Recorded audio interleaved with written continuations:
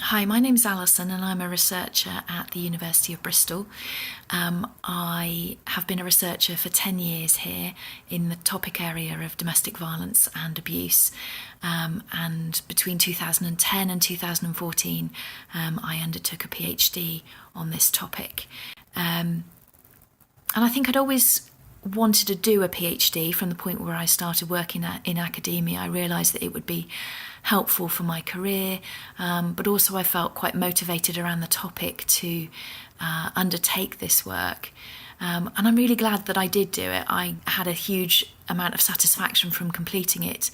But what I want to flag up is that doing a PhD can be a really challenging experience, and I don't think we talk enough about that.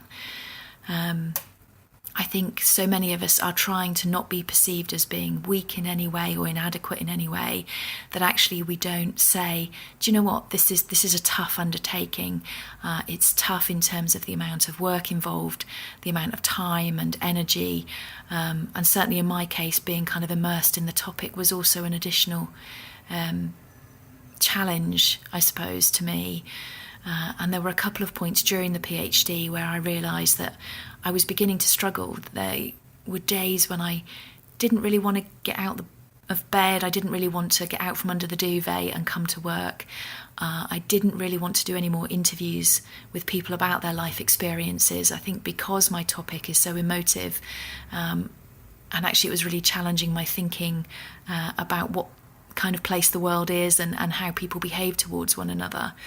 And it made it difficult to come to work. It made it difficult to engage with other people. I found myself isolating myself from colleagues and also from friends, and finding it difficult to do kind of light-hearted things, difficult to just go to the cinema, difficult to kind of switch off. And I think the key things that I did that were most valuable were that I brought it out into the open. I talked with my supervisors about it, with my colleagues, and also with some of my peers who were doing PhDs at the time, and actually found that they too were finding doing a PhD quite a stressful experience, or for those who'd already been through the experience, that they were able to relate to that and say, yes, actually it was a tough time for me as well. So I think in addition to talking to my colleagues and peers about what was happening for me, also accessing services in the wider university setting and outside of the university was quite helpful. So our university has a counselling service. I think I was suffering from some vicarious trauma from what I'd been exposed to, what I was hearing.